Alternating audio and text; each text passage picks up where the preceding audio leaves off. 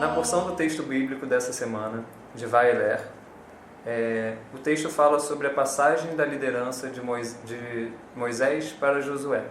Qual o sentido cabalístico dessa passagem?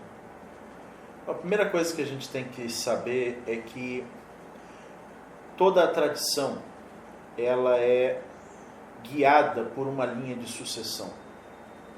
E o que mais chama atenção no momento da liderança de Moisés é que Moisés era uma figura que buscava uma integração com o sagrado de uma tal forma, uma conexão com o sagrado de uma tal forma, que suas palavras eram incompreensíveis para o povo.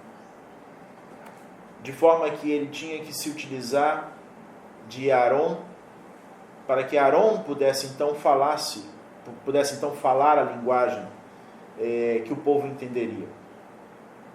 Quando Josué está pronto para assumir essa liderança, o que a Cabala diz é que ele estava em um nível espiritual muito semelhante ao nível espiritual de Moisés. De forma que ele também precisava de um intérprete, que foi Caleb, para falar a linguagem que o povo entendesse. Não podemos, segundo a Cabala, entender esses personagens como personagens históricos simplesmente, mas temos que entender o sentido simbólico que eles representam.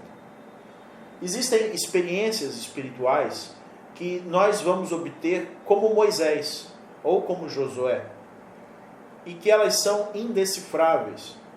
Elas não conseguem se transformar em palavras compreensíveis. Mas nós temos dentro de nós também um Arão e um Caleb, que deve transformar essas experiências particulares em uma linguagem que seja acessível ao outro, uma linguagem que chegue no outro, para que a espiritualidade não se torne um emaranhado de mistérios herméticos inalcançáveis. Diante da liderança de Moisés e do exemplo da liderança de Josué, o que temos que entender é que nós precisamos desenvolver dentro de nós duas formas de comunicação. Uma é a comunicação que é estabelecida diretamente com o sagrado e que só nós entendemos, porque ela não passa pelos mecanismos cognitivos. E a outra é a comunicação que devemos talhar e trabalhar para que ela atinja um estado de simplicidade tal que faça com que qualquer pessoa venha entender.